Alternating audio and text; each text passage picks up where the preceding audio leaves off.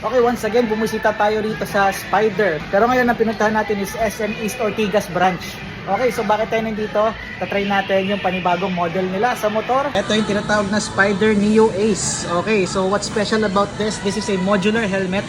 Tapos 4-in-1 siya. Okay, so bakit siya 4-in-1? Ganito siya. So unang-una, yung pinaka-full na nakalagay lahat.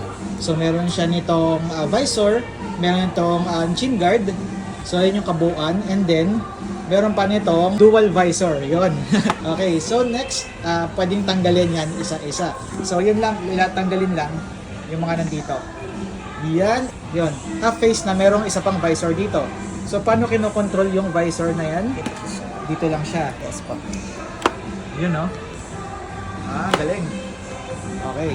Sure na half And face. then, yung pangalawa. And then, pwede naman na yung isa pa, yung dual visor, tapos tatanggalin to. So, detachable to. Kahit di na natin tanggalin.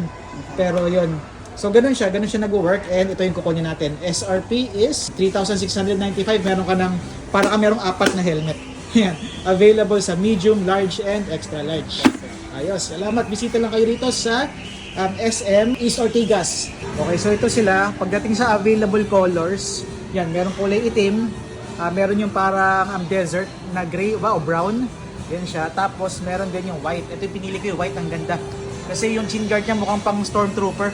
Ang ganda. So ito yung panibagong model nila, the Spider Neo Ace. Na kumuha tayo, may libre pa siyang bag. Yan. So yung mga ibang wala pang top box. Tapos meron pa siya ng clear na Yes, visor. Yes, Nice. may inclusion siya.